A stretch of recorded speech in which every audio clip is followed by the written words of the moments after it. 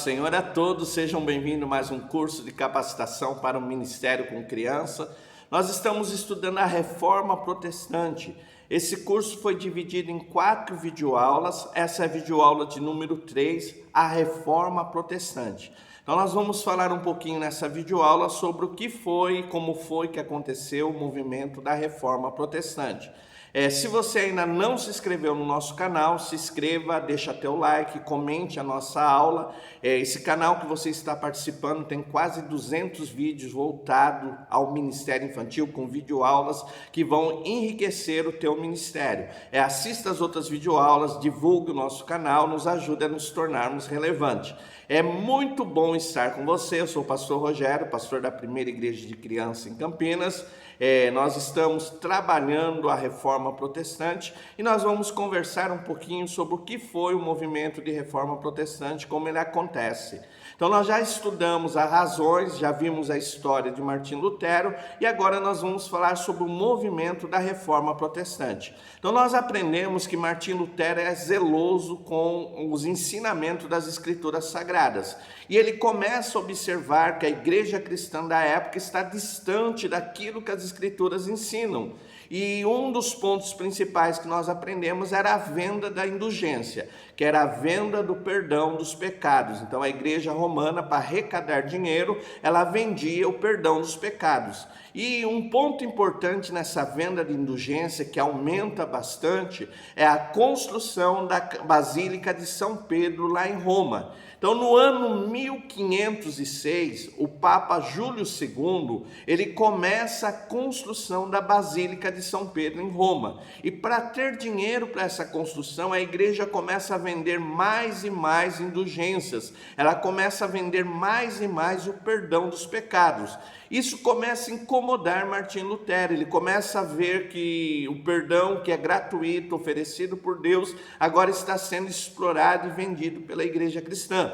E aí Martim Lutero ele começa a estudar as Escrituras, ele começa a se aprofundar no seu estudo e ele encontra um texto em Romanos 1:17 que diz que a justificação, o perdão dos pecados é pela fé. Lutero fica inconformado de ver esse distanciamento, essa distorção da doutrina cristã, e ele faz algo que vai causar um grande impacto, que é o movimento da Reforma. Então, no dia 31 de outubro de 1517, então guarde isso daí, porque é muito importante, porque aí no mundo, dia 31 de outubro é comemorado o Dia das Bruxas, mas para nós, aqueles que são protestantes, é o Dia da Reforma Protestante. Então, no dia 31 de outubro de 1517, Martim Lutero ele tem uma atitude que vai causar um movimento da reforma. Lembra que nós aprendemos já que ele faz 95 teses combatendo a distorção da igreja, o distanciamento da igreja dos ensinamentos bíblicos. Então o que ele faz? Ele pega essas 95 teses, ele vai no castelo de Wittenberg e ele vai na igreja do castelo e na porta da igreja ele vai pregar essas 95 teses. Então ele vai colocar à disposição de todos essas 95 teses. Para quê? Para causar revolta? Não, para se discutir os ensinamentos que estão distorcidos e para que a igreja volte ao caminho original. Nós aprendemos que Lutero não queria criar uma nova igreja, ele queria reformar a igreja cristã. Então ele queria trazer um movimento reformador. Então ele espera que o Papa da época, o Papa Leão X, apoie a sua reforma e ajude-o a fazer esse movimento de reforma. Mas nós vimos já que a igreja, os líderes estão corrompidos, eles estão distanciados do ensinamento e ao contrário do que Lutero pensa, o Papa da época, Leão X, ele vai combater o movimento da reforma. Então no ano de 1520, o Papa vai fazer uma declaração declarando Lutero como herege e condenando todas as suas teses. Então ele vai condenar aquilo que Lutero está ensinando, que é a volta ao caminho das Escrituras Sagradas. Então ele vai combater Lutero, ele vai fazer esse combate, declarando Lutero como um herege. O que é um herege? Aquele que ensina algo diferente do que as Escrituras ensinam. E, infelizmente, Lutero não estava pregando heresia, mas estava querendo trazer a cristandade, querendo trazer a igreja cristã para o caminho das Escrituras Sagradas. Então, ele vai ser muito combatido, ele vai ser perseguido, e então, no ano de 1521, no dia 23 de janeiro, o Papa vai excomungar Lutero. Excomungar é excluir Lutero da Igreja Católica. Ele vai desligar Lutero da Igreja Católica. Então, além de excomungar Lutero, Lutero vai ser perseguido e vão querer matar Lutero, vão querer destruir Lutero. Mas nós aprendemos uma coisa importante, que o movimento da Reforma, ele não só era um movimento religioso, mas ele também tinha o seu caráter social. E muitos nobres da época já não aguentavam tantos impostos, já não aguentavam uma pressão tão grande dos reis da igreja. Então, muitos nobres vão apoiar Lutero. Então, quando Lutero é perseguido para ser morto, ele vai ser escondido pelos nobres no castelo de Anterburgo. Então vão esconder Lutero, e é importante que, escondendo Lutero, Lutero vai ter tempo para fazer algo muito importante que nós vamos ver lá na frente, que é a tradução da Bíblia Sagrada do latim para o alemão. Então, até agora, o povo não tinha acesso às Escrituras Sagradas, o povo não tinha acesso ao estudo bíblico, a compreender a palavra de Deus. Então, aquilo que a igreja romana ensinava, aquilo que os líderes ensinavam era verdade, porque o povo não tinha acesso às Escrituras. Então, Lutero, quando ele vai ser escondido no castelo de Anterburgo, ele vai fazer a tradução das Escrituras Sagradas do latim para a língua alemã. Então, isso é muito importante.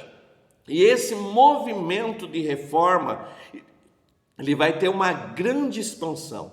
Então, ele vai começar na Alemanha com Martim Lutero, mas nós vamos ver que a cristandade, os cristãos de todos os lugares estão sufocados, eles querem esse movimento de reforma. Então, o movimento que Lutero começa na Alemanha, nós vamos ver que ele vai começar a se expandir, ele vai começar a chegar a outros lugares. Então, ele vai sair da Alemanha, ele vai para a Inglaterra, o rei Henrique VIII, lá na Inglaterra. O que ele vai fazer? O rei Henrique VIII da Inglaterra, ele está descontente com a igreja romana.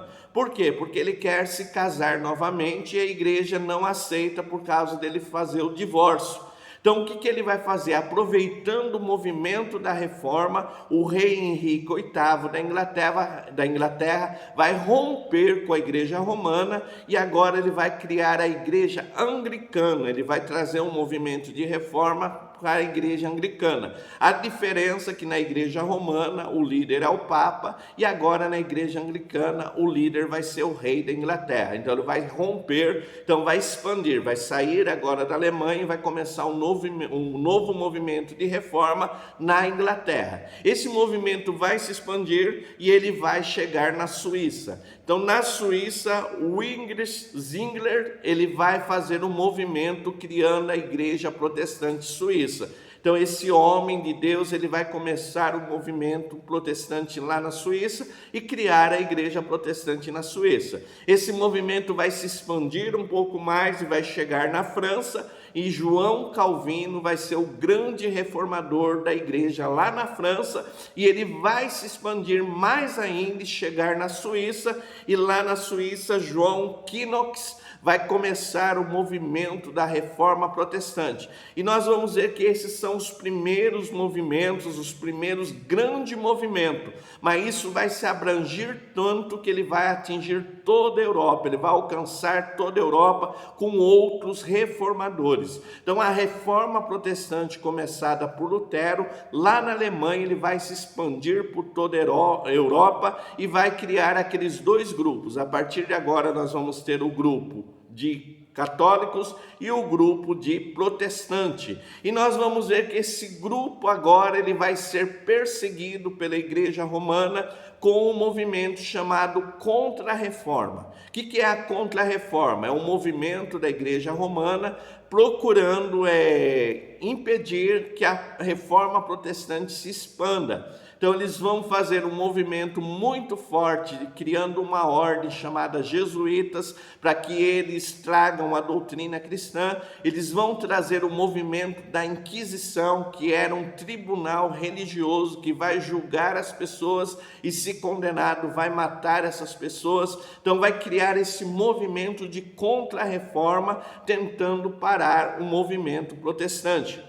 Mas esse movimento da Contra-Reforma não vai ter sucesso, e então no ano de 1555 vai criar-se um movimento de paz, onde eles vão assinar um acordo e vão dizer que cada um que faz parte do Império Germânico, ele pode escolher a sua religião. Então vai trazer paz para esse movimento religioso. Então esse é o movimento da Reforma, com a Contra-Reforma e com o momento em 1555 com a assinatura do Acordo de Paz, cujo a perseguição vai se parar e vai ter permissão que cada rei, cada príncipe do império escolha a sua religião. Então essa é a história do movimento da Reforma Protestante. Ficou alguma dúvida? WhatsApp 19 981 16 8012. Se você não está inscrito no curso, se ainda não tem o e-book, a gente preparou um e-book abençoado para a tua vida. Quer adquirir o e-book? Entre em contato. WhatsApp 19 981 16 8012. Centro de Treinamento Barak, especializado em evangelização, discipulado de crianças. Que Deus te abençoe, é muito bom ter você como nosso aluno. Fique todos na paz do Senhor. Amém.